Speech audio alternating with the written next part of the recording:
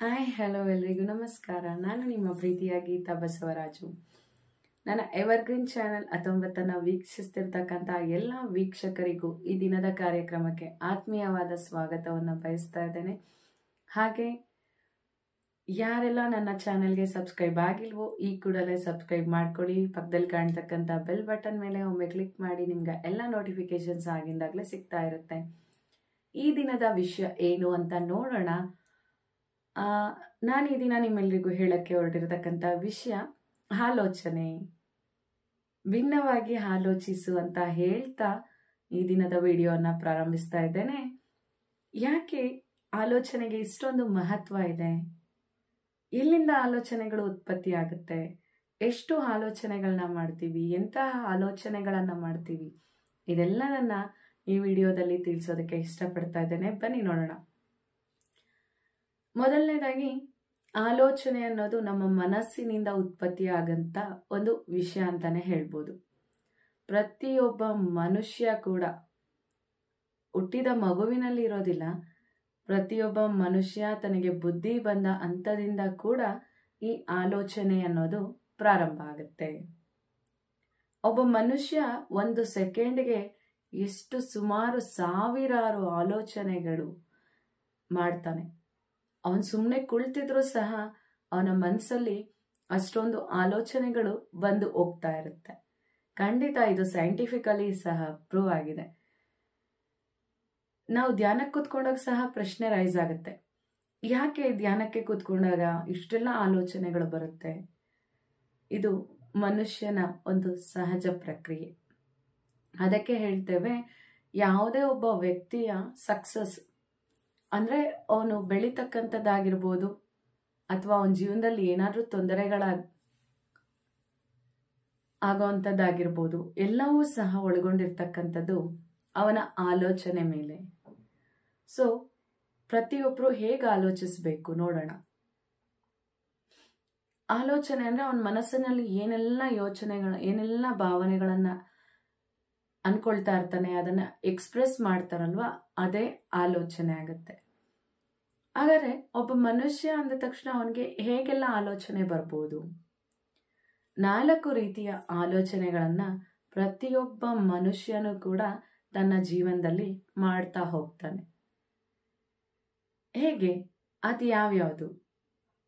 ಮೊದಲನೇದಾಗಿ ಹೇಳ್ಬೇಕಂತಂದ್ರೆ ಒಂದು ಅಪಾಯಕಾರಿ ಆಲೋಚನೆ ಅಂತ ಹೇಳ್ತೇವೆ, ಅಂದ್ರೆ ಡಿಸಾಸ್ಟ್ರಸ್ ಥಿಂಕಿಂಗ್. ಎರಡನೇದು ನಕಾರಾತ್ಮಕ ಆಲೋಚನೆ ಅಂದ್ರೆ ನೆಗೆಟಿವ್ ಥಿಂಕಿಂಗ್.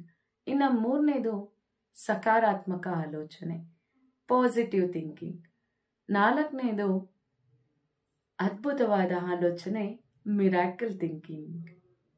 ಖಂಡಿತ ಈ 4 ಆಲೋಚನೆಗಳಲ್ಲಿ ಯಾವುದಾದ್ರೂ ಒಂದು ಆಲೋಚನೆಯನ್ನ ಮನುಷ್ಯ ತನ್ನ ಜೀವನದಲ್ಲಿ ಮಾಡ್ತಾನೆ ಇರ್ತಾನೆ. ಹಾಗಾದ್ರೆ ಎಂತಹ ಆಲೋಚನೆಗಳನ್ನ ಮಾಡಬೇಕು? ಏನು? ಒಂದೊಂದು ಆಲೋಚನೆಗಳ ಬಗ್ಗೆನೂ ನಾವು ನೋಡ್ತಾ ಹೋಗೋಣ. ಒಂದೊಂದು ಸಣ್ಣ ಉದಾಹರಣೆಗಳೊಂದಿಗೆ ನೋಡ್ತಾ ಹೋಗೋಣ. ಆಮೇಲೆ ನಿಮ್ಮನ್ನ ನೀವು ಚೆಕ್ ಮಾಡ್ಕೊಳ್ಳಿ, ನೀವು ಯಾವ ಆಲೋಚನೆಯಲ್ಲಿದ್ದೀರಾ, ಅದನ್ನ ಬದಲಾಯಿಸ್ಕೋಬಹುದಾ ಇಲ್ವಾ ಅಂತ. ಖಂಡಿತವಾಗ್ಲೂ ಮೊದಲೇ ಹೇಳ್ತೀನಿ, ನಿಮ್ಮ ಆಲೋಚನೆಗಳನ್ನ ಬದಲಾಯಿಸ್ಕೋಬಹುದು. ಯಾಕೆ ಅಂತಂದ್ರೆ ನಮ್ಮ ಜೀವನದಲ್ಲಿ ಪ್ರತಿಯೊಂದು ಘಟನೆಗಳು ನಡೆಯುವಂಥದ್ದು ಸಹ ನಮ್ಮ ಆಲೋಚನೆಯಿಂದಲೇ.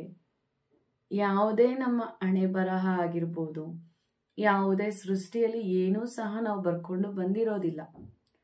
ನೀನು ಇವತ್ತು ಏನು ಆಲೋಚನೆ ಮಾಡ್ತೀಯ ಅದನ್ನ ನಾಳೆ ದಿನ ನಿನ್ನ ಜೀವನದಲ್ಲಿ ಅನುಭವಿಸ್ತೀಯ. ಖಂಡಿತವಾಗ್ಲು ಎಷ್ಟೋ ಭಗವದ್ಗೀತೆಗಳಲ್ಲಾಗಿರ್ಬೋದು, ಉಪನಿಷತ್ಗಳಲ್ಲಾಗಿರ್ಬೋದು ನಾವು ಕೇಳ್ತಾ ಬಂದಿದ್ದೇವೆ, ನಿನ್ನ ಜೀವನದ ಸೃಷ್ಟಿಕರ್ತ ನೀನೇ. You can create your own reality. ಭಗವಾನ್ ಶ್ರೀಕೃಷ್ಣರು ಹೇಳ್ತಾರೆ ಅರ್ಜುನನಿಗೆ, ಯೋಗಿ ಭವ ಅರ್ಜುನ, ಯೋಗಿ ಭವ. ಅಂದ್ರೆ ನೀನು ಯೋಗಿಯ ರೀತಿ ಆಲೋಚನೆ ಮಾಡು. ಆ ರೀತಿ ಏನಾದ್ರೂ ನೀನು ಆಲೋಚನೆ ಮಾಡಿದ್ದೆ ಆದಲ್ಲಿ ನೀನು ಈ ಯುದ್ಧದಲ್ಲಿ ಜಯವನ್ನ ಗಳಿಸ್ತೀಯ. ನೋಡಿ, ಭಗವಂತನೇ ನಮ್ಗೆ ತಿಳಿಸ್ಕೊಟ್ಟಿದ್ದಾರೆ. ಅಂದ್ರೆ ಯಾವಾಗ ನಮ್ಮ ಆಲೋಚನೆ ಒಂದು ಅದ್ಭುತವಾಗಿರುತ್ತೆ ಆಗ ನಾವು ಅದರಿಂದ ಅದ್ಭುತವಾದ ಫಲಗಳನ್ನೇ ಪಡಿತಾ ಹೋಗ್ತೇವೆ. ಹಾಗಾದರೆ ಮೊದಲನೇದು ಯಾವುದು ಅಂತ ನೋಡೋಣ. ನಾನು ಈಗಾಗಲೇ ಹೇಳಿದೆ, ಡಿಸಾಸ್ಟ್ರಸ್ ಥಿಂಕಿಂಗ್ ಅಂದರೆ ಅಪಾಯಕಾರಿ ಆಲೋಚನೆಗಳು. ಖಂಡಿತವಾಗ್ಲೂ 100ಕ್ಕೆ 80-90ರಷ್ಟು ಭಾಗ ಮಾಡ್ತಕ್ಕಂಥ ಆಲೋಚನೆ ಅಪಾಯಕಾರಿ ಆಲೋಚನೆ. ಯಾಕೆ ಅಂತಂದರೆ ನಮ್ಮ ಪೂರ್ವಜರು ಅಥವಾ ಹಿರಿಯರು ಏನು ಮಾಡಿದ್ದಾರೆ, ಅದೆಲ್ಲವನ್ನ ಮಕ್ಕಳ ಮನಸ್ಸಿನಲ್ಲಿ ತುಂಬಿಟ್ಟಿದ್ದಾರೆ. ಏನಂತ, ಏನಾದರೂ ಒಂದು ಕೆಲಸ ಮಾಡಕ್ಕೆ ಹೋದ್ರೆ ನಿನಗೆ ಈ ಥರ ಸಮಸ್ಯೆ ಆಗುತ್ತೆ, ಏನೋ ಅಡ್ಡಿ ಆಗುತ್ತೆ, ಆ ಥರ ಭಾವನೆಯನ್ನ ಅಂದರೆ ಅಪಾಯ ಆಗುತ್ತೆ ಅನ್ನೋದನ್ನ ಫಸ್ಟ್ ಫೀಲ್ ಬರೋ ಥರ ಮಾಡಿದ್ದಾರೆ ಮಕ್ಕಳಲ್ಲಿ. ಸೊ 100ಕ್ಕೆ 90ರಷ್ಟು ಭಾಗ ಮಾಡ್ತಕ್ಕಂಥದ್ದು ಅಪಾಯಕಾರಿ ಆಲೋಚನೆ. ಬೇಕಿದ್ರೆ ಒಂದು ಹೊಸ ಗಾಡಿಯನ್ನ ತಗೊಂಡಾಗ ನೋಡಿ ಏನು ಹೇಳ್ತಾರೆ ಮನೆಯಲ್ಲಿ ಹಿರಿಯರು, ಆಲ್ ದಿ ಬೆಸ್ಟ್ ಅಂತ ಯಾರು ಹೇಳಲ್ಲ. ಫಸ್ಟು ಹುಷಾರಾಗೋಡ್ಸು, ಏನಾದ್ರು ಅಪಾಯ ಆಗುತ್ತೆ. ನೋಡಿ, ಅಪಾಯ ಅನ್ನೋದೇ ಅಲ್ಲಿ ಅಪಾಯಕಾರಿ ಆಲೋಚನೆ. ಅಂದರೆ ಯಾವಾಗಲೂ ಅವ್ರ ಥಿಂಕಿಂಗ್ ಹೇಗಿರುತ್ತೆ, ಏನೋ ತೊಂದರೆ ಆಗ್ಬಿಡುತ್ತೆ, ಇದರಿಂದ ಏನೋ ಒಂದು ಅಪಾಯ ಸಿದ್ಧ ಆಗುತ್ತೆ, ಆಕ್ಸಿಡೆಂಟ್ ಆಗ್ಬಿಡ್ಬೋದು, ಈ ಥರ ಆಲೋಚನೆಗಳು ಬರ್ತಾ ಇರುತ್ತಲ್ಲ, ಇದು ಖಂಡಿತವಾಗ್ಲೂ ತಪ್ಪು. ಇನ್ನು ಸೆಕೆಂಡ್ ಒನ್ ಇದೆ, ಇದಕ್ಕಿಂತ ಒಂದು 10% ಕಡಿಮೆ ಅಂತ ಹೇಳ್ಬೋದು. ಅದೇ ನಕಾರಾತ್ಮಕ ಆಲೋಚನೆ ಅಂದರೆ ನೆಗೆಟಿವ್ ಥಿಂಕಿಂಗ್ ಅಂತ ಹೇಳ್ತೀವಿ. ನೆಗೆಟಿವ್ ಥಿಂಕಿಂಗ್ ಯಾರಿಗಿರುತ್ತೆ? ಆಲ್ಮೋಸ್ಟ್ ಆಲ್ ಎಲ್ಲನೂ ಸಹ ವಿದ್ಯಾರ್ಥಿಗಳಲ್ಲಿ ಹೆಚ್ಚಾಗಿ ನೋಡ್ಬೋದು ನಾವು ನೆಗೆಟಿವ್ ಥಿಂಕಿಂಗ್. ಈ ಎಕ್ಸಾಮ್ ಟೈಮಲ್ಲಿ ನಾನು ಯಾವಾಗಲೂ ಬೆಸ್ಟ್ ಎಕ್ಸಾಂಪಲ್ ಕೊಡ್ತಕ್ಕಂಥದ್ದೇ ಇದನ್ನ. ಎಕ್ಸಾಮ್ ಟೈಮಲ್ಲಿ ಏನು ಮಾಡ್ತಾರೆ, ತುಂಬ ಅದ್ಭುತವಾಗಿ ಓದ್ತಾ ಇರುತ್ತೆ ಆ ಮಗು, ತುಂಬ ಚೆನ್ನಾಗಿ ಓದುತ್ತೆ, ಒಳ್ಳೆ ಮಾರ್ಕ್ಸನ್ನು ಕೂಡ ತಗೊಳ್ಳೋಂಥ ಕೆಪಾಸಿಟಿ ಇರುತ್ತೆ. ಬಟ್ ಏನಾಗುತ್ತೆ, ಆ ಮಗುವಿನಲ್ಲಿ ಒಂದು ಭಾವನೆ ಇರುತ್ತೆ, ಅಂದರೆ ಆಲೋಚನೆ. ಭಾವನೆ ಅಂದ್ರೂ ಒಂದೇ, ಆಲೋಚನೆ ಅಂದ್ರೂ ಒಂದೇ. ನಾನು ಪಾಸ್ ಆಗ್ತೀನಾ ಇಲ್ಲ ಫೇಲ್ ಆಗ್ತೀನಾ, ಫೇಲ್ ಆಗ್ಬಿಡ್ತೀನೇನೋ, ಬರೀ ಜಸ್ಟ್ ಪಾಸ್ ಆಗ್ತೀನಿ, ಈ ಥರ ನೆಗೆಟಿವಿಟಿ ಅನ್ನೋದು ತುಂಬಿಕೊಂಡಿರುತ್ತೆ. ಅಂಥವ್ರಿಗೆ ಏನಾಗುತ್ತೆ, ಪಾಸ್ ಆಗೋಕ್ಕೂ 1 ಮಾರ್ಕ್ಸ್ ಆದರೂ ಕಡಿಮೆ ಬರುತ್ತೆ. ಬಿಕಾಸ್ ಅವ್ರ ಥಿಂಕಿಂಗು ಯಾವುದ್ರ ಮೇಲೆ ಸ್ಟ್ರಾಂಗ್ ಆಗಿತ್ತು, ನೆಗೆಟಿವಿಟಿ ಮೇಲೆ. ನಾನು ಪಾಸ್ ಆಗ್ಬೋದು ಇಲ್ಲ ಫೇಲ್ ಆಗ್ಬಿಡ್ತೀನಿ. ಈ ಫೇಲ್ ಆಗ್ಬಿಡ್ತೀನಿ ಅನ್ನೋದ್ರ ಮೇಲೇ ಹೆಚ್ಚು ಕಾನ್ಸಂಟ್ರೇಷನ್ ಕೊಡ್ತಾ ಹೋದಾಗ ಏನಾಗುತ್ತೆ, ಅದೇ ರಿಸಲ್ಟ್ ಅವನಿಗೆ ಸಿಗುತ್ತೆ ಅಥವಾ ಮಗುಗೆ ಸಿಗುತ್ತೆ. ಇದು ಕೇವಲ ಎಕ್ಸಾಮ್ಸಲ್ಲಿ ಮಾತ್ರ ಅಲ್ಲ, ನಿಮ್ಮ ಲೈಫಲ್ಲಿ ಕೂಡ ಅಷ್ಟೇ. ಸೊ ನಾವು ಯಾವಾಗಲೂ ನೆಗೆಟಿವ್ ಮತ್ತು ಅಪಾಯಕಾರಿ ಆಲೋಚನೆಗಳ ತಲೆಯಿಂದ ಹೊರಗಡೆ ಹಾಕ್ಬಿಡ್ಬೇಕು. ಇದರಿಂದ ನಮ್ಮ ಜೀವನದಲ್ಲಿ ತುಂಬ ನಾವು ಸಮಸ್ಯೆಗಳನ್ನು ಫೇಸ್ ಮಾಡಬೇಕಾಗುತ್ತೆ. ಇದಕ್ಕೆ ಸ್ಕೂಲಲ್ಲಿ ಟೀಚರ್ಸ್ ಆಗಿರ್ಬೋದು, ಮನೇಲಿ ಪೇರೆಂಟ್ಸ್ ಆಗಿರ್ಬೋದು ಹೇಳ್ಕೊಡ್ಬೇಕು. ಫಸ್ಟ್ ಕಲಿಸ್ಬೇಕಾಗಿರ್ತಕ್ಕಂಥದ್ದು ಪಾಸಿಟಿವ್ ಥಿಂಕಿಂಗನ್ನು, ಆಮೇಲೆ ಮಿರಾಕಲ್ ಥಿಂಕಿಂಗನ್ನು ಹೇಳ್ಕೊಡಿ. ನೋಡಿ, ಈ ಥರ ನೆಗೆಟಿವ್ ಮಾಡಿದಾಗ ಖಂಡಿತ ಅವ್ರಿಗೆ ರಿಸಲ್ಟ್ ನೆಗೆಟಿವ್ ಆಗಿ ಸಿಗುತ್ತೆ. ಇನ್ನು ಥರ್ಡ್ ಒನ್ ಹೋಗ್ತೇವೆ. Third one positive thinking. It's good.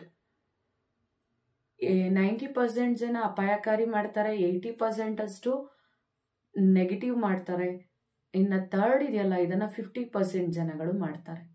Positive thinking ಅಂದರೆ ಧನಾತ್ಮಕವಾಗಿ ಆಲೋಚಿಸತಕ್ಕಂಥದ್ದು. ಯಾವಾಗ ಈ ಧನಾತ್ಮಕ ಆಲೋಚನೆಗಳು ನಮ್ಮಲ್ಲಿ ಬರುತ್ತೆ, ಯಾವಾಗ ಅಂತಂದರೆ ನಾವು ಕೆಲವೊಂದು ಸಜ್ಜನ ಸಾಂಗತ್ಯ ಆಗಿರ್ಬೋದು, ಸತ್ಸಂಗಗಳಾಗಿರ್ಬೋದು, ಇವುಗಳಲ್ಲಿ ಭಾಗವಹಿಸ್ತಾ ಹೋದಾಗ ನಮಗೆ ಅಲ್ಲಿ ಇರ್ತಕ್ಕಂಥ ವೈಬ್ರೇಷನ್ಸ್, ಅವರಲ್ಲಿರ್ತಕ್ಕಂಥ ಧನಾತ್ಮಕತೆ ನಮಗೆ ಸ್ಪ್ರೆಡ್ ಆಗುತ್ತೆ. ಆವಾಗ ನಾವು ಕೂಡ ಏನು ಮಾಡ್ತೀವಿ, ಧನಾತ್ಮಕ ಆಲೋಚನೆಗಳನ್ನು ನಮ್ಮ ಜೀವನದಲ್ಲಿ ಅಳವಡಿಸ್ಕೊಳ್ತಾ ಹೋಗ್ತೇವೆ. ಈ ಧನಾತ್ಮಕ ಆಲೋಚನೆಗಳನ್ನು ಮಾಡೋದ್ರಿಂದ ಏನಾಗುತ್ತೆ, ಲೈಫಲ್ಲಿ ಸಕ್ಸಸ್ ಅನ್ನೋದನ್ನು ಕಾಣ್ತಾ ಹೋಗ್ತೀವಿ. ಖಂಡಿತ. ಈಗ ಯಾವುದಾದ್ರೂ ಒಂದು ಕೆಲಸ ಕೊಟ್ಟಾಗ ಎಸ್ ನಾನು ಇದನ್ನು ಮಾಡ್ತೀನಿ, ನನಗಿದ್ರಲ್ಲಿ ಖುಷಿ ಇದೆ, ನಾನು ಇದನ್ನು ಅಚೀವ್ ಮಾಡ್ತೀನಿ ಅನ್ನೋ ಭಾವನೆ ಇರುತ್ತಲ್ವಾ, ಇದು ಪಾಸಿಟಿವ್ ಥಿಂಕಿಂಗ್ ಅಂದರೆ ಧನಾತ್ಮಕ ಆಲೋಚನೆ. ಅವಾಗ ಅವರು ಅದನ್ನು ಈಸಿಯಾಗಿ ಮುಗಿಸಿ ಬರ್ತಾರೆ. ಇನ್ನು ಅದ್ಭುತವಾಗಿ ಆಲೋಚಿಸೋದಿದೆಯಲ್ಲ, 4ನೇದು, ಇದು ನೋಡಿ, ಇದು ತುಂಬ ಡಿಫ್ರೆಂಟ್. It's very good. ಇದು ಎಂಥವರಿಗೆ ಸಾಧ್ಯ ಆಗುತ್ತೆ ಅಂತಂದರೆ, ಯಾರು ತಮ್ಮ ಜೀವನದಲ್ಲಿ ಧ್ಯಾನ, ಯೋಗ, ಸತ್ಸಂಗ, ಆಚಾರ್ಯ ಸಾಂಗತ್ಯ, ಆಮೇಲೆ ಸಜ್ಜನ ಸಾಂಗತ್ಯ, ಉತ್ತಮ ಪುಸ್ತಕಗಳನ್ನು ಓದ್ತಕ್ಕಂಥದ್ದು, ಇವೆಲ್ಲವನ್ನ ಅಳವಡಿಸ್ಕೊಂಡಿರ್ತಾರೆ, ಅವರಲ್ಲಿ ಮಾತ್ರ ಈ ಅದ್ಭುತವಾದಂಥ ಆಲೋಚನೆಗಳು ಬರೋದಕ್ಕೆ ಸಾಧ್ಯ ಆಗುತ್ತೆ.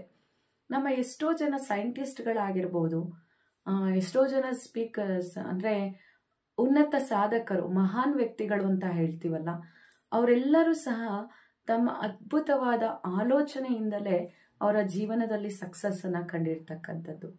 ಮುಖ್ಯವಾಗಿ ವಿಜ್ಞಾನಿಗಳು, ಎಷ್ಟೋ ವಿಜ್ಞಾನಿಗಳ ಜೀವನ ಚರಿತ್ರೆಯನ್ನು ನೀವೊಮ್ಮೆ ತೆಗೆದು ನೋಡಿ.